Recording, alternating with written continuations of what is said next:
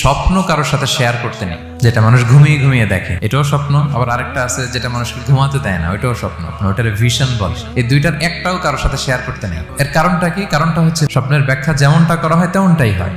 আপনি একটা স্বপ্ন দেখলেন, একজনকে একটা বললেন, সে হুট করে একটা ব্যাখ্যা দিয়ে দিল, ওইটাই হয়ে যাবে। এটা আপনার জন্য ভয়ঙ্কর হয়ে যেতে পারে। এক লোক এসে মুহাম্মদ ইবনে সিরিনকে বলল যে আমি দেখলাম আমার ছেলে পানি খেতে খেতে পেটটা এত বড় হয়ে গেছে।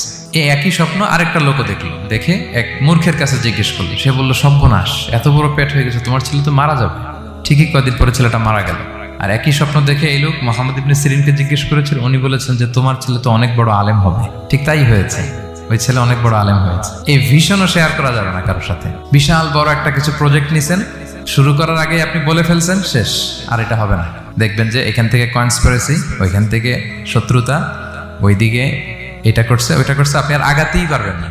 সো স্পেশালি যদি কোনো ভালো স্বপ্ন দেখেন, এট দ্য সেম টাইম খারাপ স্বপ্ন যদি দেখেন, এটা আপনি শেয়ার করবেন না কারোর সাথে। কারণ স্বপ্ন এটা কেবলমাত্র মন মস্তিষ্ক প্রসূত কোনো বিষয় না। মুমিন জীবনে এটা অনেক অর্থবহ। মাঝে মাঝে স্বপ্নের মাধ্যমে আল্লাহ মানুষকে বার্তা দেয়, ইলহাম পাঠায় স্বপ্নের মধ্য দিয়ে। যার জ্ঞান নেই বা ব্যক্তিগত জীবনে পাপী, ভালো মানুষ নয় বা হিংসুক টাইপের, এদের কাউকে আপনার কখনো স্বপ্ন শেয়ার করবেন না। ভালো স্বপ্ন দেখলে